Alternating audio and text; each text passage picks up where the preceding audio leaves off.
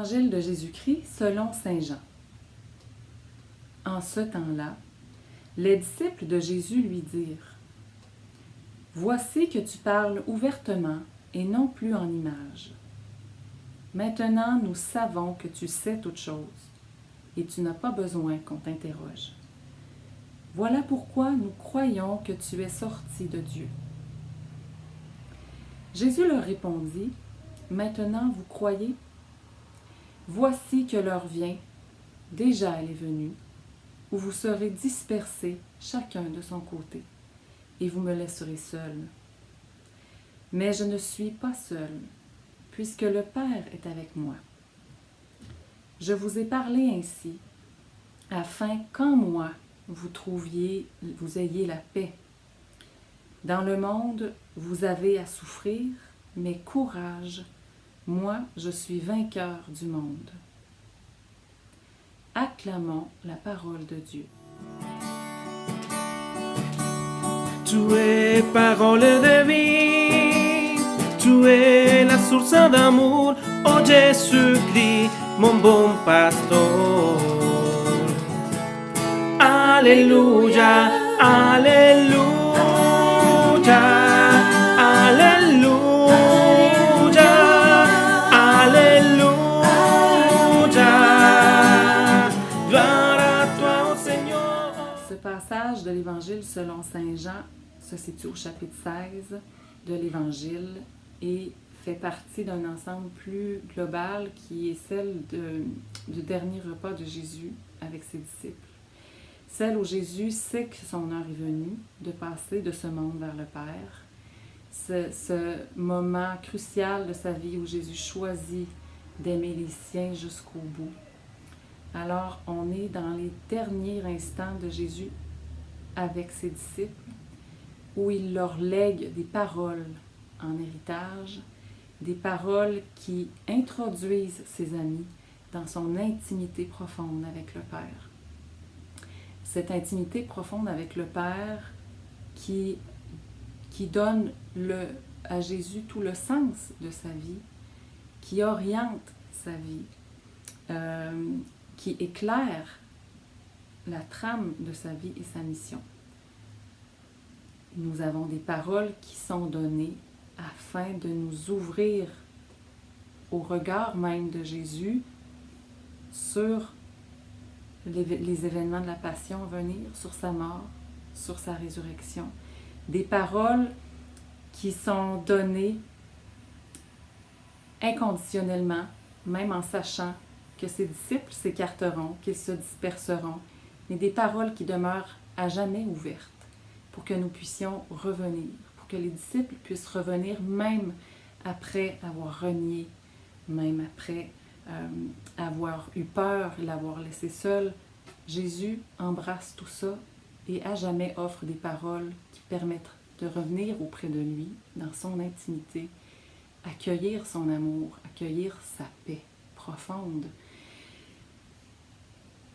C'est la première des choses. Jésus vient à travers ses paroles, nous redit son amour, nous redit son pardon. Nous devons accueillir ces paroles-là.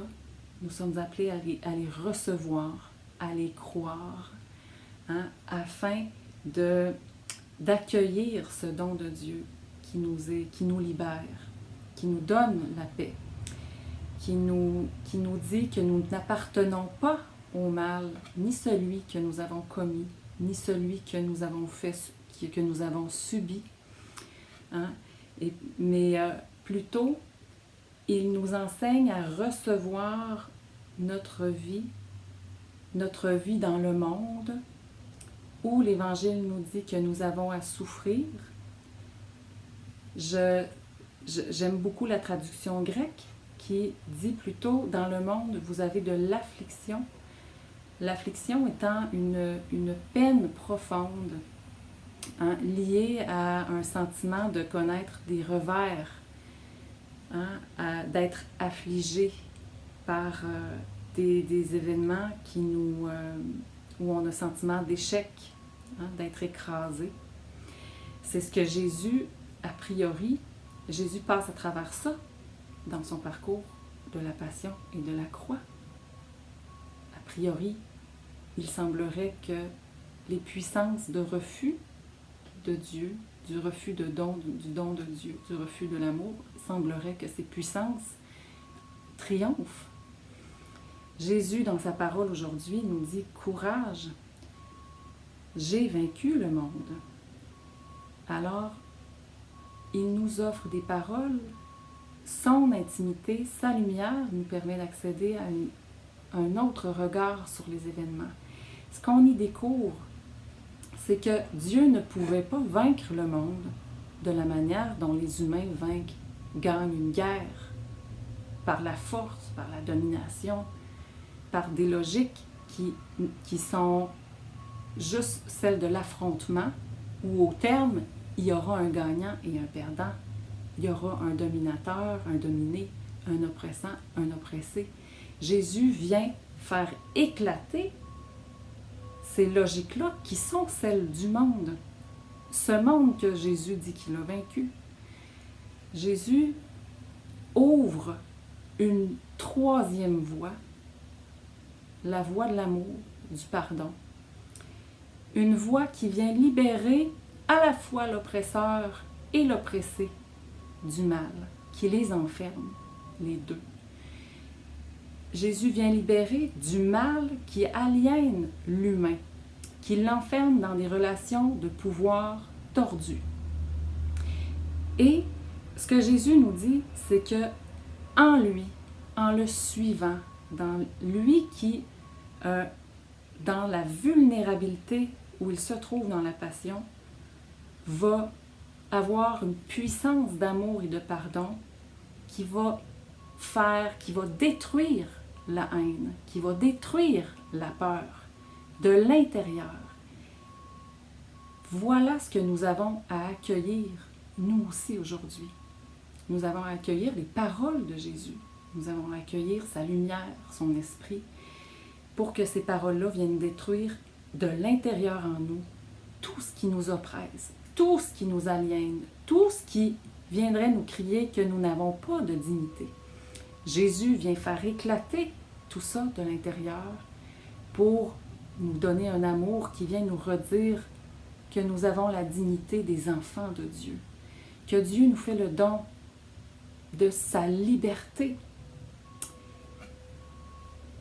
En Jésus, donc, peu importe ce que nous avons à traverser dans notre vie, Jésus, à jamais, nous donne accès en lui à un espace de paix, un espace de liberté, à partir duquel nous sommes appelés à vivre, à traverser, à nous engager dans le monde. Dans ce monde où Jésus nous avertit de ne pas nous étonner, nous connaîtrons l'affliction. Ne nous étonnons pas de ça. Le monde Jésus a vaincu le monde, mais nous sommes dans cette tension eschatologique où il y a le déjà là, mais le pas encore aussi. Les relations sont... Nous cherchons comment vivre des relations justes entre nous. Nous avons à être des acteurs à la manière de Jésus. Si nous ne devons pas nous étonner d'être affligés, nous devons comprendre ce qui nous afflige. Nous ne devons pas nous y résigner. Au contraire, nous devons nous engager, nous devons dénoncer, nous devons travailler ensemble pour faire advenir plus de justice, plus de paix. Mais tout ça, non pas d'une logique de violence, mais d'une logique d'un lieu où Dieu, où Jésus le Christ nous donne sa paix, sa liberté.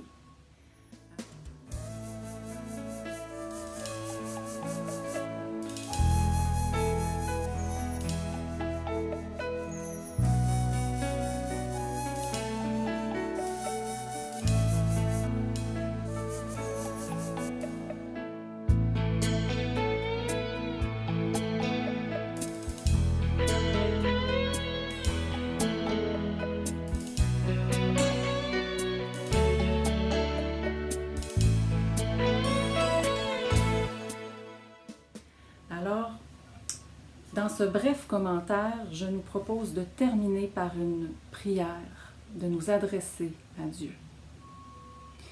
Seigneur, nous te rendons grâce pour ce don immense que tu nous fais de ta vie, de ton amour, ce don de la paix que tu nous donnes, ce don de la liberté que tu nous offres. Nous te demandons de la faire grandir en dedans de nous.